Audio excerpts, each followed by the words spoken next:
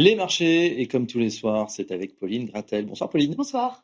Les indices sont plutôt dans le vert aujourd'hui. Oui, on commence tout de suite avec les indices européens qui évoluent en ordre dispersé. Le CAC 40 était en hausse plus marquée au cours de la séance, mais elle s'est essoufflée et il évolue désormais autour de 7 750 points après avoir dépassé les 7 800 points ce matin. Aux États-Unis, les indices sont globalement dans le vert. Le S&P 500 et le MSCI World ont inscrit de nouveaux plus hauts. Ouais, il faut dire qu'on a un effet booster du côté du Nasdaq, notamment avec la valeur Oracle. Oui, Oracle a créé la surprise hier soir en présentant aux investisseurs des prévisions exceptionnelles. Le titre s'envolait de près de 30% dans les échanges après bourse. L'entreprise attend que son chiffre d'affaires d'infrastructure cloud bondisse à 18 milliards de dollars pour 2026, soit une hausse de près de 80% par rapport à un an plus tôt. Ouais, ça, c'est plutôt des bonnes nouvelles. Et du côté de leurs prévisions, c'est la même chose à horizon 2030. Oui, les revenus de cette activité d'infrastructure cloud devraient atteindre 144 milliards en 2030.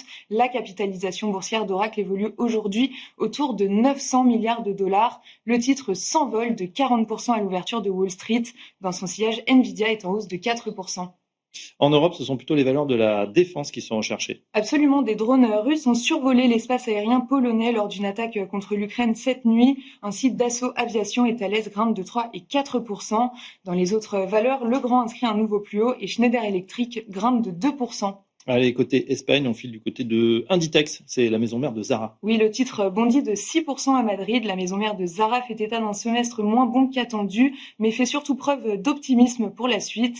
Après des mois de faible demande à cause de la faiblesse du dollar, Inditex fait état d'une reprise des ventes depuis début août. Allez, on revient sur la France, où l'élection de Sébastien Lecornu en qualité de Premier ministre est un non-événement. Oui, c'est ça, un non-événement en bourse en tout cas. Sur les marchés obligataires, le rendement français à 10 ans est stable autour de 3,45%. Le rendement allemand de même échéance évolue autour de 2,65%. Aux États-Unis, le rendement à 10 ans évolue autour de 4,05%. Sur le marché des changes, l'euro-dollar se traite à 1,17.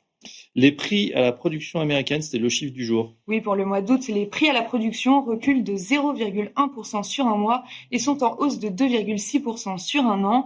Les chiffres de juillet ont été révisés en légère baisse, progressant ainsi de 0,7% sur un mois et de 3,1% sur un an. Qu'est-ce qu'on va surveiller demain, Pauline? Demain, il y aura deux grands rendez-vous, l'un en zone euro avec la décision monétaire de la Banque centrale européenne qui devrait opter pour le statu quo et le second rendez-vous aux États-Unis avec l'inflation du mois d'août à quelques jours de la réunion de la Réserve fédérale. Ah bah, c'est parfait. Merci Pauline, comme tous les soirs. Voilà tout ce qu'il faut savoir dans la journée boursière. Allez, tout de suite, c'est l'heure de Planète Marché avec nos experts.